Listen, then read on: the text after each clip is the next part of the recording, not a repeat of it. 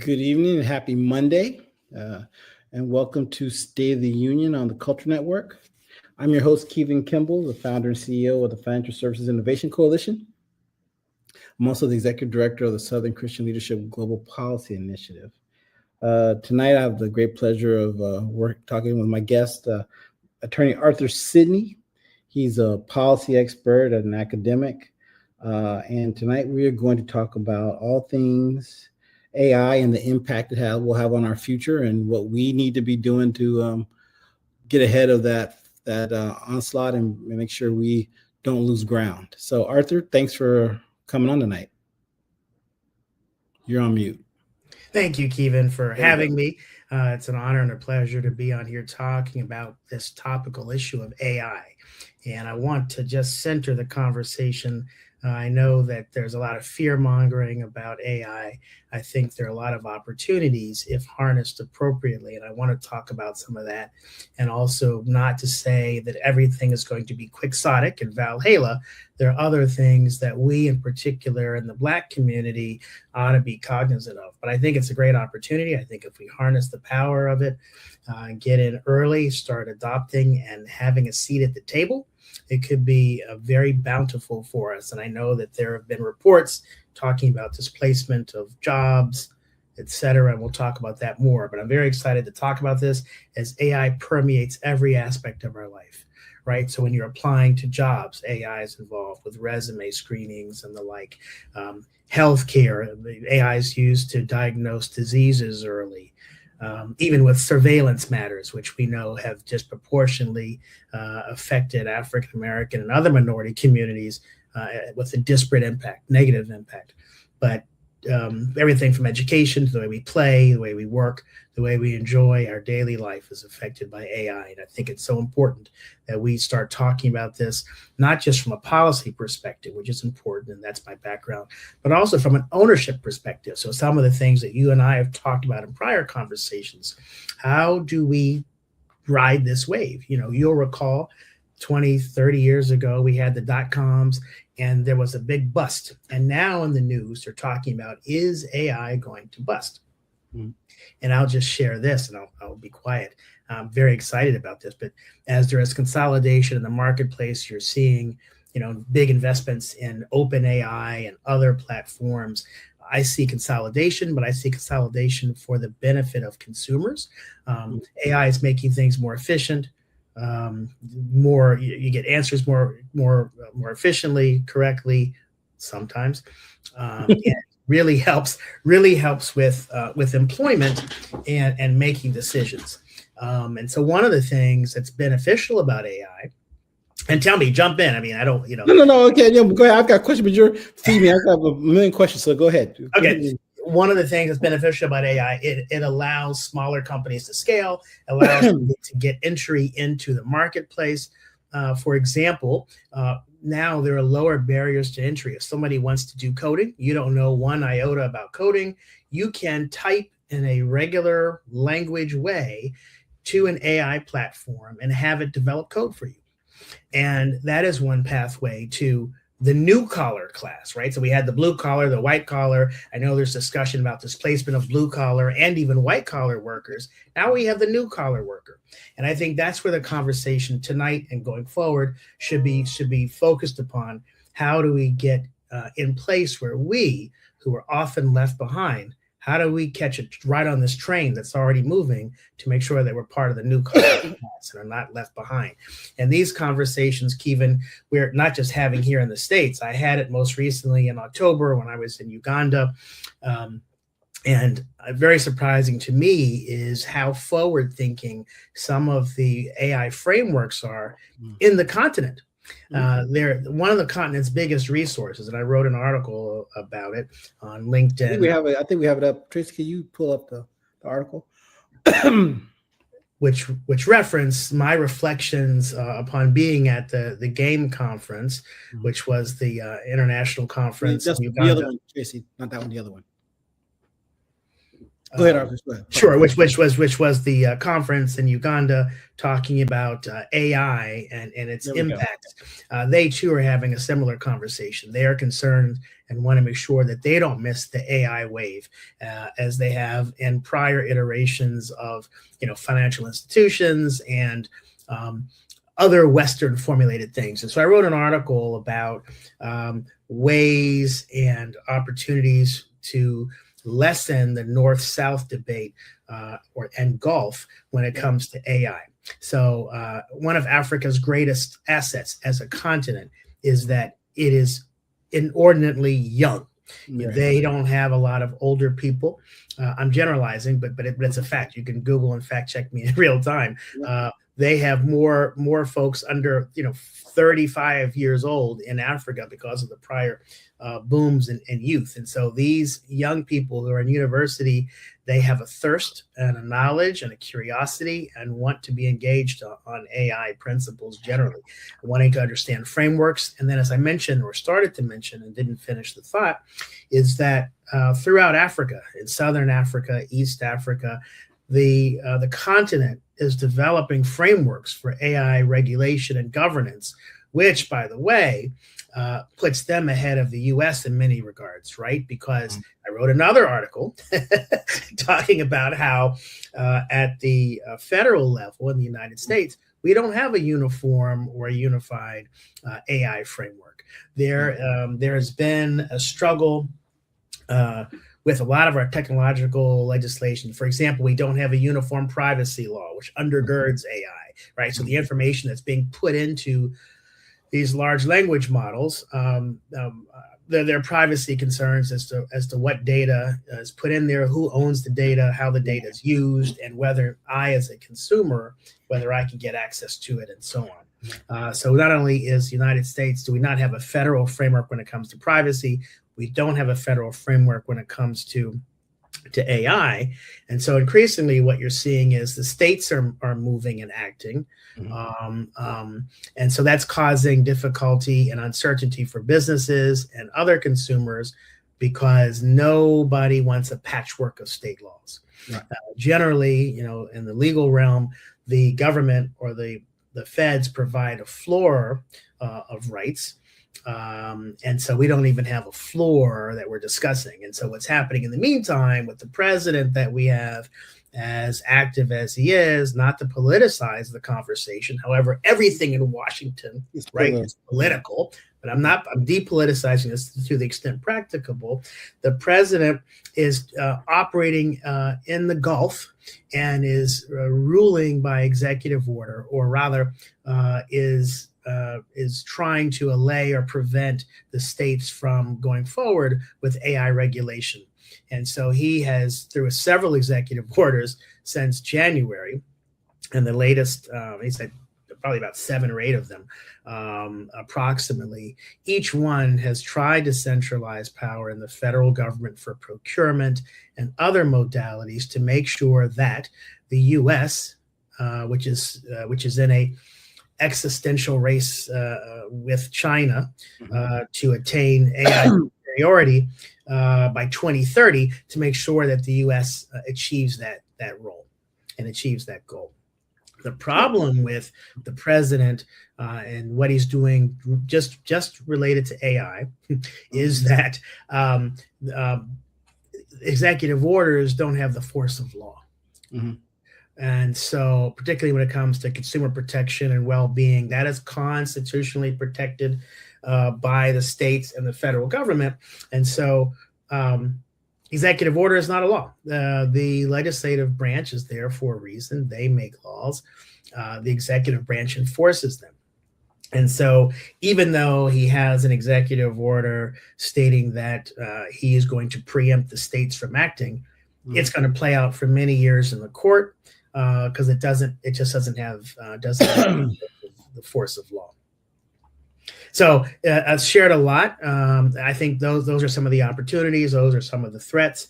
I can share generally, if you'd like, some of the concerns people have with AI. Right. So talk generally about some of the boons and benefits of AI, how it's going to make things, democratize access to things, how it's going to provide modalities and pathways to the middle class. I've talked about how you can do things more efficiently, more effectively. Excuse me. How how you can make money from this. All positive things. Some of the negative things that people have talked about are that they're going to be displaced. AI is so efficient, it's so good, it's going to displace not just white collar workers, but even the downstream effects that'll displace blue collar workers. We have an article. Tracy, can you pull up that article about the job loss? Go ahead. Go ahead, Arthur. Sure, and there's even discussion about young people wanting to get in more skilled jobs, technical jobs, so that they don't get displaced, because this is this fear mongering and concern that people have. And I want to share that with AI, with guardrails in place, it's not a matter of job displacement. It's a matter of the jobs that are remaining, who gets them, and how are people trained to retain and obtain jobs. So there may be displacement, but it's really fundamentally the conversation in AI is really about opportunity. It's about access. It's about power. So I'm gonna jump in here. Yeah. When it comes to the job loss question, one of the things, it's, people are laying off workers, and people are very expensive for corporations, and there was a whole long conversation about corporations not wanting, like, they're investing tons in AI but nothing in people. So is it really fear mongering to just like during when we did the trade deals back in the 90s, everyone said, well, it's fear mongering, it's going to be replaced, but there really was displacement that we never recovered from. So I mean, can we really just ignore the job loss? And I think that's a great that's a great analogy, just like what happened in the 90s, even prior, with each trade iteration, whether it's the 1940s, 1948, Bretton Woods and the GATT, and later on 1994, 95 with the WTO, and then even with NAFTA in 95, there was a concern of displacement, and inevitably there are cycles to labor markets. People do get displaced, but then what happens is people retool, they retrain, and they get back into the labor market. And so one of the things that needs to happen, in particular in the Black community, is if we can move forward and get AI curriculum in grades 1 through 12, get the teachers ready to teach AI, get the students ready. I mean, fundamentally, that may sound quixotic because we still realize there's still a digital divide, right? We just came out of the pandemic. Nay, some would even argue we're still in the pandemic. And one of the things that happened to Black and brown and other minority communities is that they were behind with respect to, even today, broadband access, having access to computers, and other essential things that made living, working, playing, and even going to church possible. And so those are, AI will, to an extent, exacerbate some of the extant problems, structural problems that are there. It is not going to be a panacea, right? We have had job displacement. We've been underemployed when it comes to employment. And so AI is going to exacerbate some of those problems at a faster clip. And so one of the ways to ameliorate and address those kinds of problems are to focus on, one, education, which is things we can do now, share with people the opportunities for growth and ownership opportunities. So what does that mean? What does that explain? Sure. Growth opportunity. And so even, we are so often reluctant to use, stocks and investments. But one of the things that we can do, those that have the means, support entrepreneurs of your choice, whether they're minority or whatever, support founders to allow them to scale their companies. I think that's so incredibly important to make sure that they are able to move at the clip that they need to upscale and move into some of these frontier AI communities. And so, so let me ask you this, just as a practical matter. Sure. I mean, how does if you're an African American, if you're a minority or African American, let's say African American in this space, how do you get to that place? I mean, obviously we know the numbers are horrible in terms of access to capital or access to investment opportunities or investments in minority African American businesses. So is that really an option? I mean, are we, how does that work practically?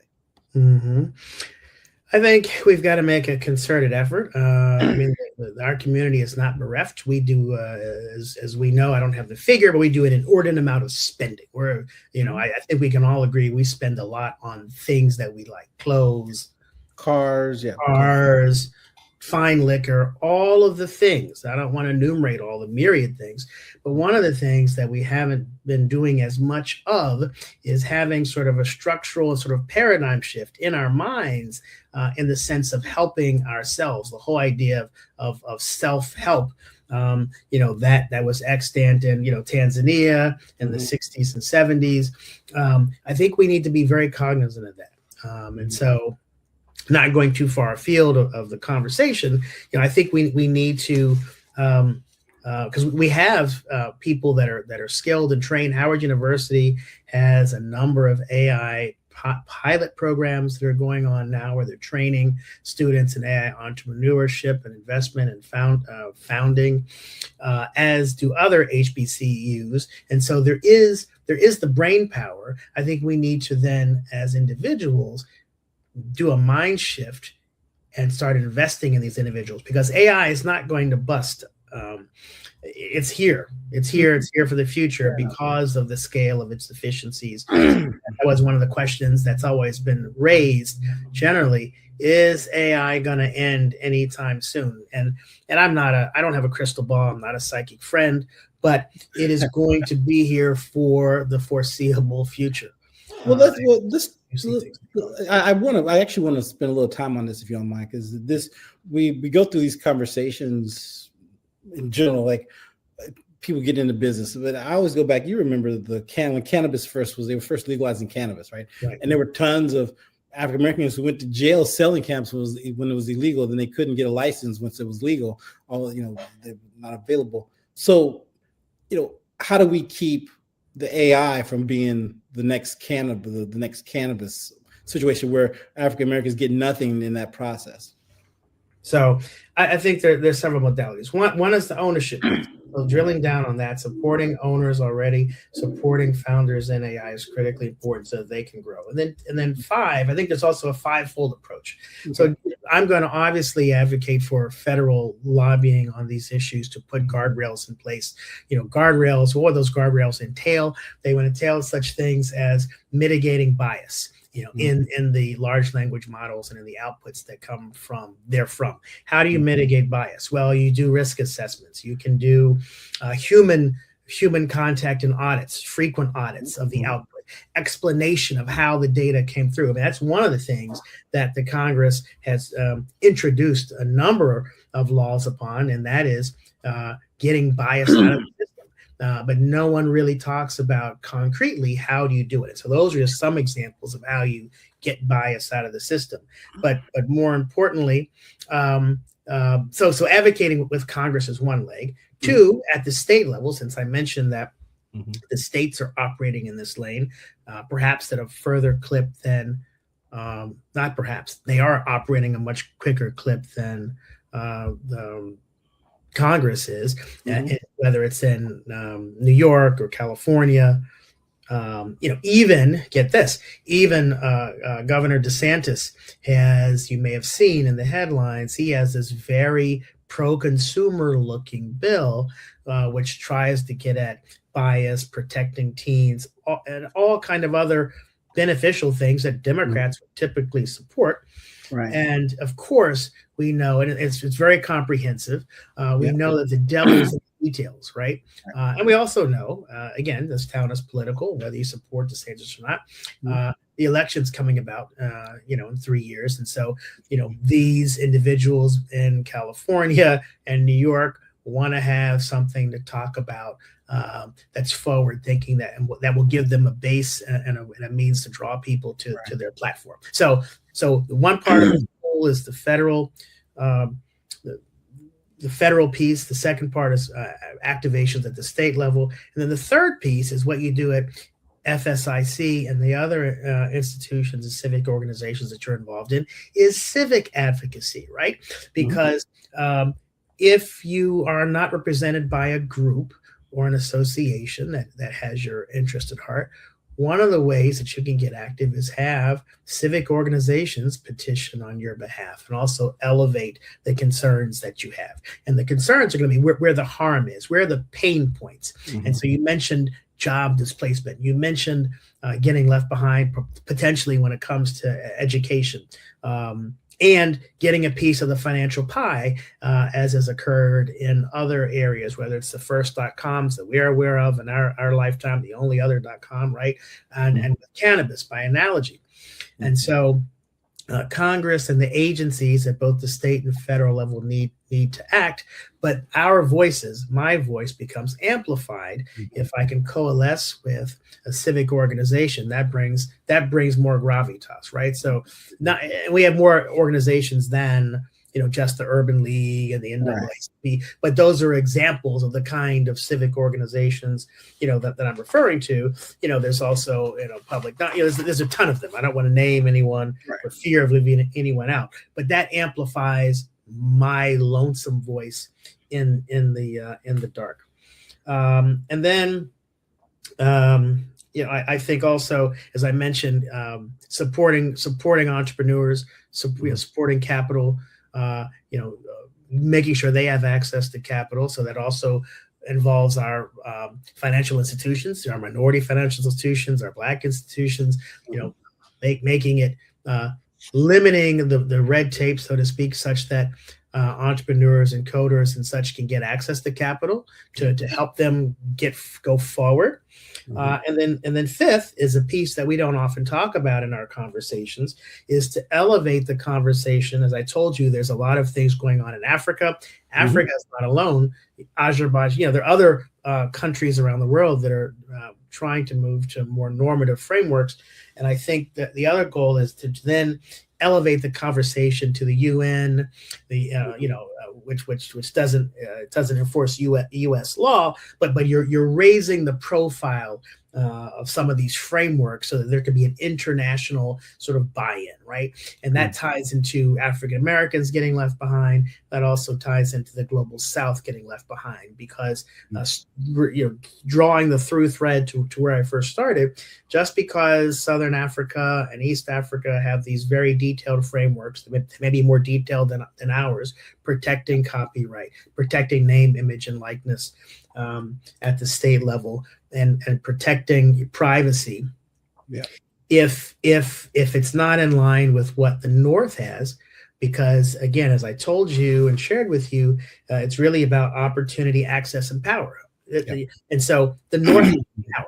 And so as detailed as the South's frameworks are, the North will just carry on business without them. Right. And so that's why it's so critically important that this global South work together to develop these frameworks rather than do it scattershot or by themselves. So, South Americans saying, oh, no, we got our South American problems. And then the people on the African continent saying, oh, we've got our problem.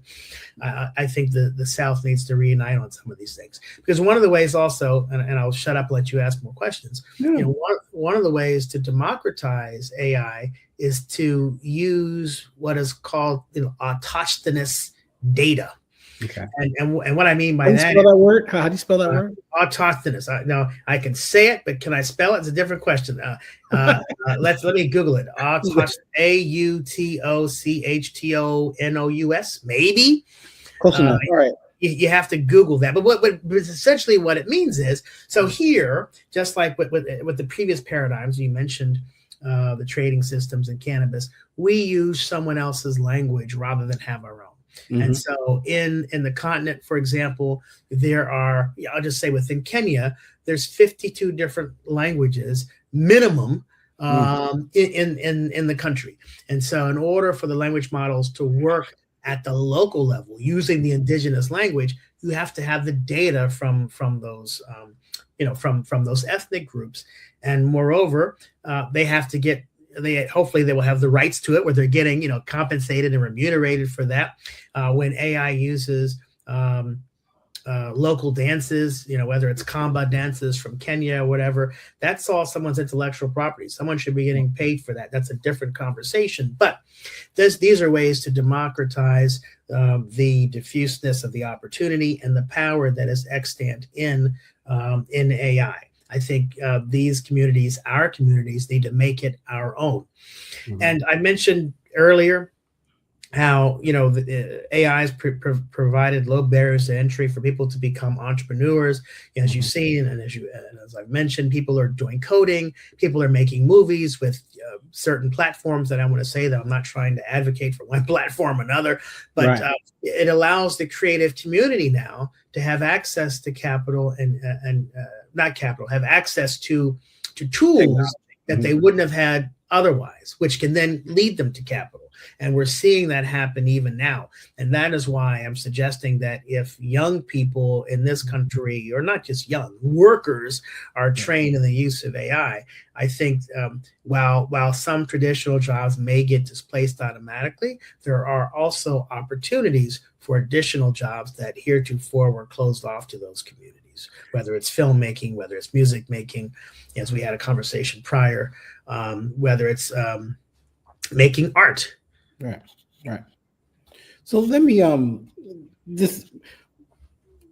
there's several pieces to this. Like, I think AI. So I do agree with you. AI is not going. I mean, I think AI is the future. I mean, once the technology starts, it just rolls.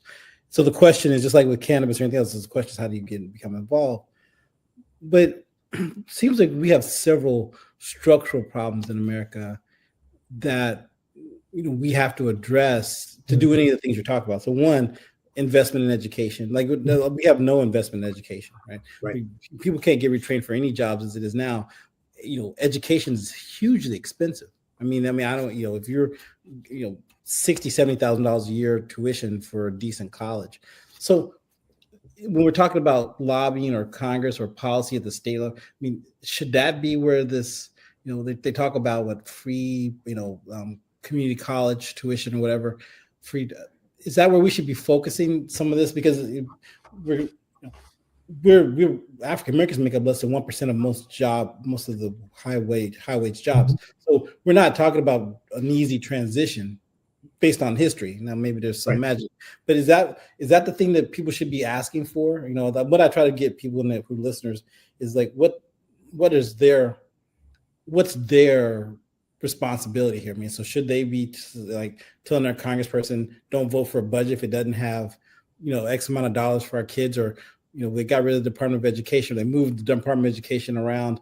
Should we be trying to get rules in place to make sure our kids, how do you envision us taking advantage of this? Sure. I think you're asking me, how do you concretize and operationalize some of these ideas so that we can have our petitions known to air our grievances, right? Lobby, essentially, which is having our petitions known to the lawmakers in Congress. And I think you're right. Education is a big part of that.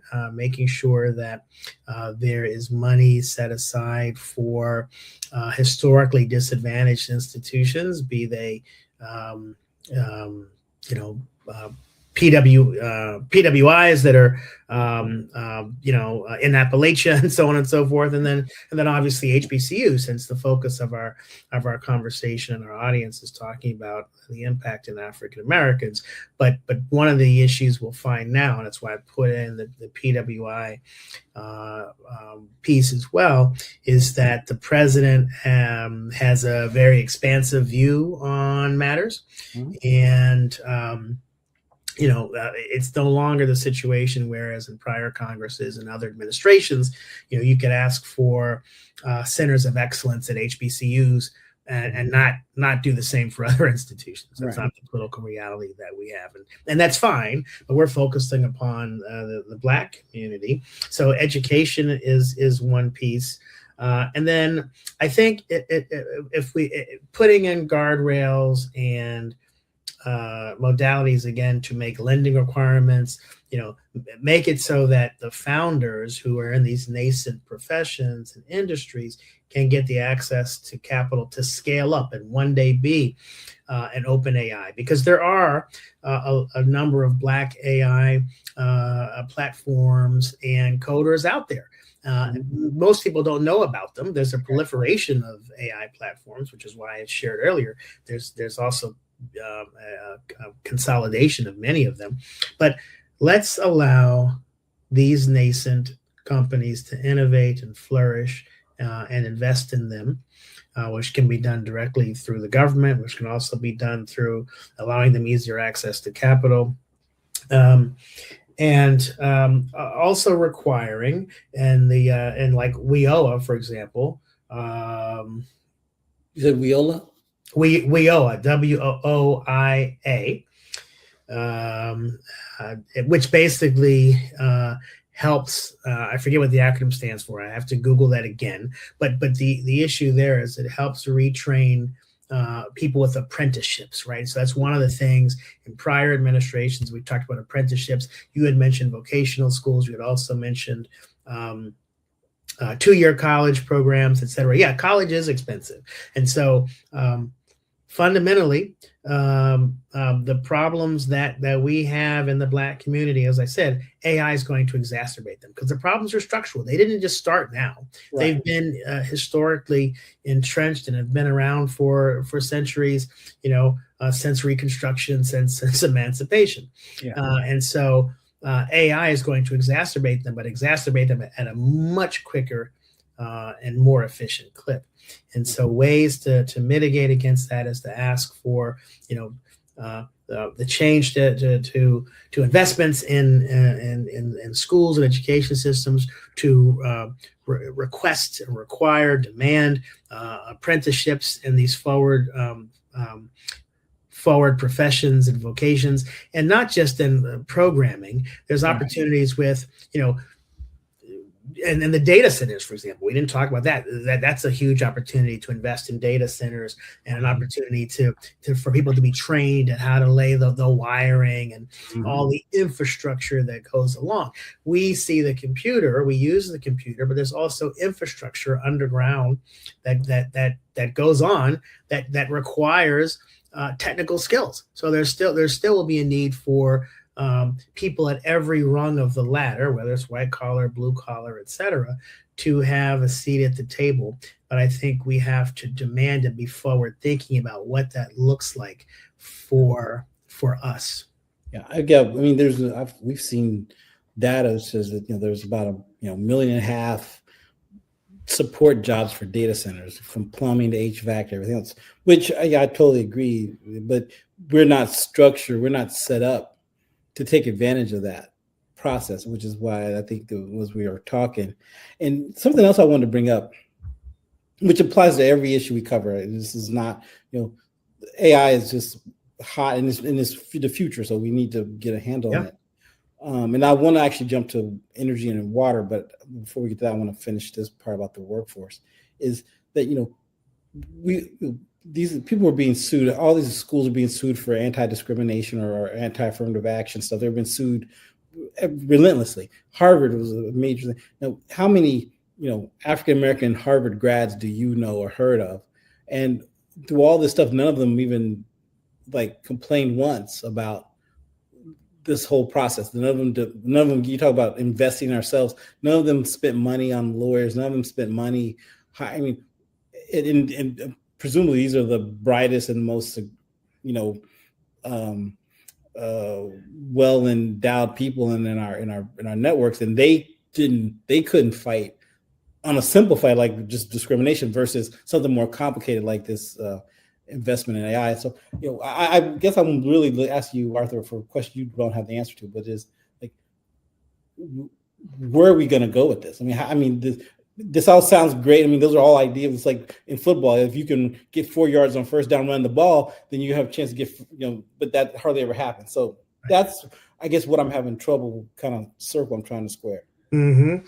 Yeah, and I think it's a circle we square not just in conversations about AI. I'm extrapolating upon my upon the field of which we're talking, but I think it's a problem that has been endemic to the way we've been thinking about all of these issues before, which you've mentioned. So we're talking about AI. It's a problem here. It's also a problem with financial services and other areas that you focused upon. And fundamentally, it's an issue that we have to retool our mind on thinking about and look at, ask the question, how can we take advantage of this moment? Ask ourselves. So I've given you opportunities and ideas, but we have to ask ourselves and then have the agency to follow through with it. So as I mentioned, investing and supporting founders. It doesn't take, you don't have to be a white collar person to do that. You don't have to be a blue collar person to do it. You have to have someone that has obviously means, but there isn't a level on whether you're rich or poor or anything like that, but it is to make sure that we have our own communities that are thriving in this space. As I mentioned, there are other global actors that are involved. You've got a few European startups in this space, and as there are African startups too, but we have to nurture them. We've got to nurture the startups in the Black community in this space. And so I think that, again, is a shift. It's a tangible shift in how we spend our money. We're going to spend the money. So what if we decided, hey, I'm still going to spend, but let me spend X% on something that is going to be future thinking, more foolproof, and that may pay dividends in the short term, which I think it will, and the intermediate term and the long term. And so, even investing now, there's a huge upside. I'm not here to talk about, financial opportunities in that regard. You're going to get this amount of return, but you see the headlines every day as to what's happening with these companies. There's a prodigious amount of resources that are being given back and forth to the companies and so on and so forth. There is no reason why, even at whatever scale we're able to, that Black communities, we shouldn't be taking advantage of that. So I haven't beaten that horse to death, but I will give you a break from that. We'll switch to a different part of this conversation, which I think is also really interesting, like the environmental impact. So we've been reading stories about electricity bills going up for people because data centers are drawing a lot of power. So the demand on the power is causing people's light bills to go up. Same with water. These data centers require huge amounts of cooling capacity, so they draw a lot of water as well. People are worried that community colleges, which already suffer from cancer alleys, et cetera, are going to take the brunt of this development. I'm not speaking out of school. I say that one of our colleagues in North Carolina, out of the Roanoke Rapids SCLC chapter, actually, one of the former mayors, actually went and testified at a hearing about this, about making sure they more fairly divide up the pain of data centers, that they more equitably place them around the country, so they're not heavily placed in areas that are underserved. What are you seeing in the space, and is that one of the other things we should be asking Congress to make sure when we set up policies, that these policies do take that kind of stuff into account? Oh, absolutely. I mean, not only at just the congressional level, and as I shared, the Congress is not really acting in the AI space yet. The White House is implementing these executive orders, which we talked about not having the force of law. And so the real action is at the state level, and that's really all politics is local. If there is a data center in my neighborhood here in DC, I'm not going to petition my member. Well, we don't have a member in DC, right? Well, none that can non-voting member. But the issue is not a real member. Well, I didn't say that, but the issue is that it's a local thing, right? And so that's why I mentioned that's one of the it's a 5-legged stool. That's one of the legs of the stool that we have to do too. And so when we talked about the training issue, it's not just pie in the sky and a nice thing to say. I think when it comes to training, unemployment and training, local training programs, that's all at your state level. Mm-hmm. And so there you have to petition for training. There's a number of training programs already for infrastructure development, some computer training. But you're right. In DC, which I'm a resident here, there is no AI training that will get you an AI, oriented type job. And so you have to petition that. So you have to be aware and informed as voting citizenry, and then figure out where your pain point is, what you think you're missing, and then you have to be outspoken about it. And it doesn't take any particular skill to petition the government, whether it's federal or state. It helps if you have a lobbyist or someone who could maybe more polished if you have some trepidation, but anyone can avail themselves, right, of going into a member's office, whether, again, at the state or federal level. But you have to know what you want. Article 1 of the Constitution guarantees you that right. That's right. But it goes back to what you had mentioned earlier. You have to know what your petition and what your demand is. Okay. And so getting back to the location of data centers in poor and Black and other minority communities. Yeah, as I mentioned, our society still has entrenched problems. AI is not going to fix those. That is an issue about redlining, about environmental racism, all the other things that have been extant outside of AI. We still have to agitate for. As Dr. Steele would say, you've got to agitate. Yep. I would say do it in a way that makes sense. So now you're agitating at the federal level, you're putting pressure there. You're agitating at the state level where your interests can be most quickly felt, because it's in your neighborhood, it's in your hood, it's in your backyard. And then enlisting the help of others who can then multiply your voice. When I say yours, it can be mine singularly as Arthur Sidney, or me and you and 3 of our best friends, but availing ourselves to those civic organizations, as I shared in the beginning. And they can also help you concretize and think about, ways to frame your petitions to the policymakers. And then even beyond that, as I share, we don't often talk about it, elevating the concerns to an international level, because the issues that we have as Black and brown people in this country are the same issues that people are having around the world in the global South. It is not, we are not alone in this. And it's not just AI. These are the same modalities and the same problems that we have in any sector. Right. And I think we're talking about AI because it's the new shiny thing. It's the new, it not only is it a new shiny thing, it is an opportunity for a boon. Right. And the conversation is important because we want to make sure our communities don't end up with a bust. So I get it. And then, like I said, the investment is a piece. So we don't often talk about that. And that's one of not in our conversations, but that's undergirding what you do at FSIC and everything else you deal with. We cannot abdicate our responsibility for trying to own some of the means of the production here. And it's easier now at the incipient stage, right? So we're talking about cannabis. Cannabis has been out, I don't know what the aphorism is, that bull or whatever has left the barn, whatever, a long time ago, right? And so AI has been around for over 40 plus years. Some would even argue longer than that. It's the automation of these decisions at a rapid pace. That's really all it is. It is now becoming more sophisticated. We're talking about going into the future with sentient AI, where AI can think and feel. There's new iterations of, some platforms where they explain how they're thinking and why they're thinking, and then it's like a choose your own adventure book. You can choose one of 3 answers to the problem you're trying to solve for. I heard that the singularity, they're not predicting the singularity could happen as soon as 2030.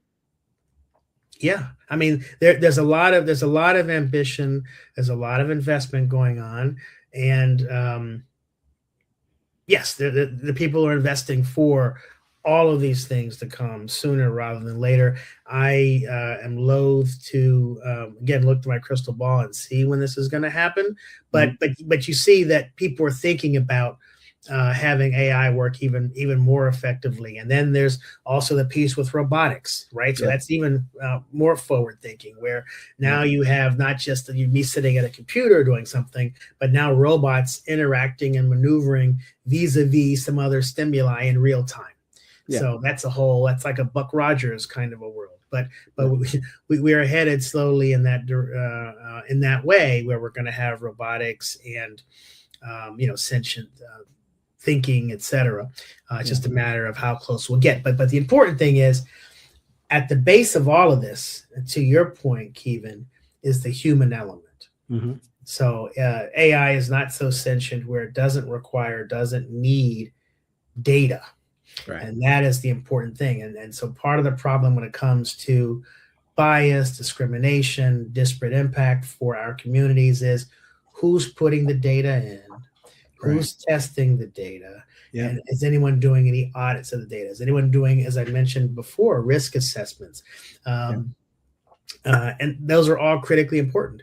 And the democratization of input, which goes back to the training, the access, and the resources. We, as people of color, should also be putting in the information so that it reflects our viewpoint, our thought processes.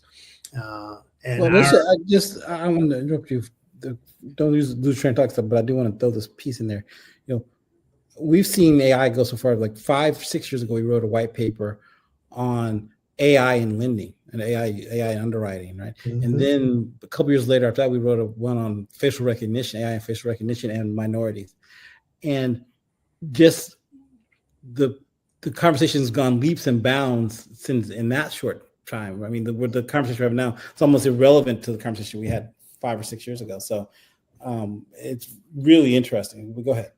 No, it's interesting, and I still think there are problems when it comes to it. When it comes to the screenings with the resumes and free PO job applicants, when it comes to people that are applying for mortgages, the redlining, et cetera, because of the data, a lot of the data that's in there. If it's got bad data in, bad data is going to come out. Or if the model is trained to look for something, given someone's proclivity, then it's going to look for something. It's going to weed out people. And so I think that we ought to move for and request a democratization of access, because once we can start inputting data, we have more control and an ability to level set with on the data that's inputted into these models. And that's critically important for our communities. It can't be data that's inputted by, white men. Right. And so, largely, white men have been trained in these sciences, right, and how to do AI. Not to say that can't change, and I think we ought to be looking consciously to moving into those sectors. For so often we've had conversations about the need for African Americans to move into STEM and STEAM, and it's not hot air. It's something we need to do, right? Because everything from 20 years beyond or 30 years ago, that's it's not just a mantra. That's what you need to be successful. In addition to the lawyers and everyone else, we have to have a concerted effort as a community to move into those more technical areas. So let me ask you: you were just in Africa, the African countries, you said they're in some ways they're ahead, like some of the policies. Are they ahead in the development, like the economic development, the investment? I mean, where do they stand? What do you see as the future? What can we learn from them? Yeah, that's a great question. And so there's not many data centers in Africa. They are actually clamoring to get them. There's a lot of investment from the top the very top tech companies in Africa to develop the youth there, and also to get ideas from the continent. And so Africa is still behind the 8 ball rather, when it comes to infrastructure. As you mentioned, when I was in Uganda, there were many of the students were like, oh, we're talking about these things. We want data centers. But I also shared with them, be careful what you're asking for, because of the other attendant, bad effects of data centers. If you can get a data center somewhere else that's not in your backyard, you're better off, obviously. Right. But yes, they do feel the need for for the infrastructure, for the broadband deployment, all the things that affect, again, communities here in this country. They also face, but infrastructure is extremely important. And also the model for data centers will have to be changed. I'm not a data center expert, but obviously I do know that they generate a lot of heat and pollution. And so there's, sub-Saharan Africa, there's Africa on the equator, right? And so it's hot. Right?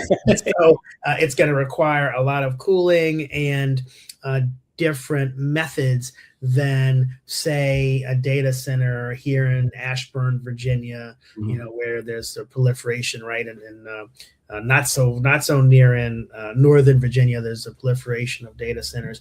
There, the concerns in Africa will be a little bit different.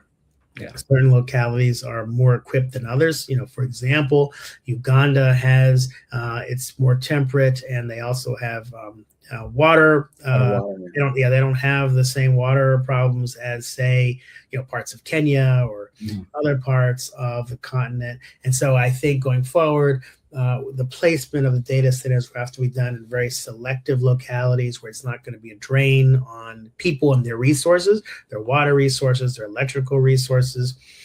Let me ask you a question. Sure. Why are they so keen on getting data centers? Because they don't provide a lot of jobs. Data centers are not people-intensive operations. So what is their mindset? The idea is that one of the concerns is historically they felt they've been left behind when it comes to world development, et cetera, when it comes to the Western financial institutions and the like. And so they don't want to miss that opportunity. And they believe that having the data centers will allow faster compute times, allow, frontier computing, all kinds of things that will help them, because the students are really serious. When you go to the universities in Uganda, the students are studying AI from a practical standpoint, how to program, how to code, and they want the power and the means that that they believe we have here, so they can do things more efficiently, and so that the continent and the countries themselves will be taken more seriously when it comes to foreign direct investment from the big tech companies and the like. We talked about international a little bit, like you touched on, like the UN or whatever. My International Monetary Fund, are any of those institutions looking to invest or set up to invest more in AI opportunities in Africa or the global South? There are discussions on frameworks at those institutions, and I know that the private companies are looking to do investments in Africa. So that I know for a fact. Is undergoing and underway now because these companies realize the youth component, all these massive students that are trained, and that will have a longevity. Again, they're under, well under 40 years old. They're young. I mean, they're like, I don't know, 14, 25. So they see the potential there. And they want to harness that, and they're sharp minds. I mean, these are young people. They've grown up with technology. You and I have grown up with technology, but how the successive generations, and now it's been at least three generations, right? We had the dial-up modems and AOL and everything. Right. Everything is catapulted way far ahead of that, and just even how younger people use social media, all the things. Right. That we have seen develop. So we're not that antiquarian or dinosaurs where we It happened late in our life. We kind of grew up with it. Right. But nevertheless, the way we use it is a far cry different from, the children and the children's children. Right. How they use it. And so Africa is no different. The individuals that have access to, the computers and the computer labs, which mind you, again, goes back to your issue, the same problem we have at HBCUs, having adequate, computers and computer labs when vis-a-vis PWI institutions, there's a gulf, right? And so that goes with appropriations, and it goes with, again, us calling and demanding for a level of education that suits not just jobs, but jobs for the future, right? The new collar, as I've just coined tonight. I don't think anyone said that before. Right? Arthur, you created a whole new paradigm. Look at that. Well, that's really what we're looking at. I mean, that's why we're having this conversation. That's why it's so prescient. That's why it's so important. And we're not going to solve it all tonight, because the other question is, too, when things go wrong. So we talked about from a Black standpoint. Now, what about when things go wrong? Who pays? Right. Who do I go after? Yeah. What if someone takes, if I make a beautiful R&B song tonight using one of the platforms and I put it online, it's now mine, and someone takes it and pilfers my intellectual property, who do I sue? Right. So there's a lot of unanswered questions that are still growing with this, with the development and scaling of AI. But the important thing is we still have an opportunity to get on the train, and I hate to throw around old cliches, but to really have a seat at the table before we won't even be on the menu. We'll just get left off the table. We won't even get any scraps. Won't even get to the restaurant. We'll never get to the restaurant. We'll never get to the entree, and we'll certainly never have dessert. So give me 5 things, concrete things. Like, so you and I both have worked on the Hill. Both of us have lobbied. If I were looking at this and I thought I need to have a policy recommendation to make sure Black people aren't left out of this process, tell me the 5 things I would want to ask for, whether they be state, local, whatever level, or individual investors, or all those things, international, whatever. But what are the 4 or 5 things that should be in my proposal?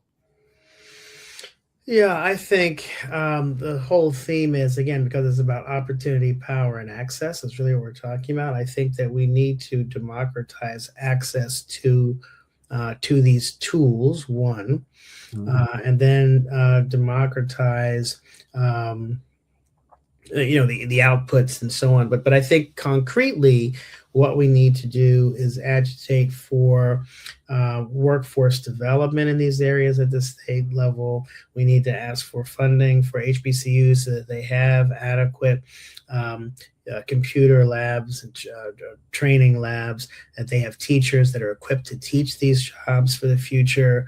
At the federal level, that we advocate for a real floor, not through executive orders, but petition the Congress to act, which has been and we've not been successful in other areas like like privacy, for example, which is critically important. So Europe has an AI Act, right? Mm-hmm. The EU has the AI Act, and the UK has its similar corollary. They also have a privacy law, right? GDPR. We don't have a uniform privacy law, and so in that federal package, we can ensure that there are guardrails against discrimination, again, democratization, funding and investment, almost crowdfunding. There are a myriad of ideas that would help us, that could go into the bill, and that would help not just Black folk, but people that are subject to getting left behind in this new revolution. Those are some concrete things. Investment, as I shared, all very concrete. Like I said, we were not going to solve this all tonight, but I did want to, I think one thing I would add that people definitely need to and this is true across the board. I mean, anyone who listens to the show with any regularity knows my biggest thing is that we have to be part of the advocacy. We have to exercise our first our Article 1 rights of addressing the government for redressing our grievances. Right. So that being said, all these things from the development of the technology to the development of the data centers to the placement to the environment, all those things to the workforce requires a level of responsible citizenship on behalf of on our part. And so this was a good conversation, Arthur. Thanks for doing this. Yeah, no, I appreciate it. I always enjoy the time that you take. You always have thoughtful conversations and thoughtful questions, whether on the podcast or off. So I really count it as an honor to share some of my thinking on these matters. And you're right; these ideas are still developed. All the problems will not be solved in our 1 hour, even if we had 2 hours of conversation. But I do think it's important that we really think critically, because it's a tremendous opportunity, and there are some risks. It's all, as I said, it's all not the yellow brick road or Valhalla or wonderful.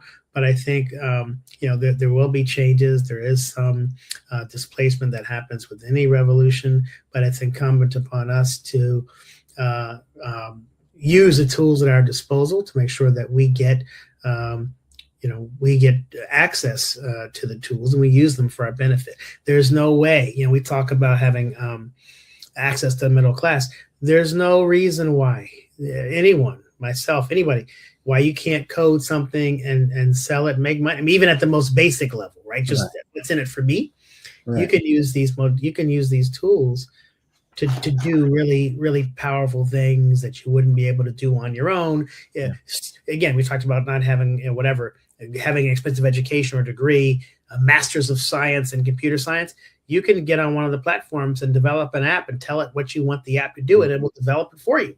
Yeah. Then you can monetize that. I mean, that is a pedantic and smaller. It's on a smaller scale, but a lot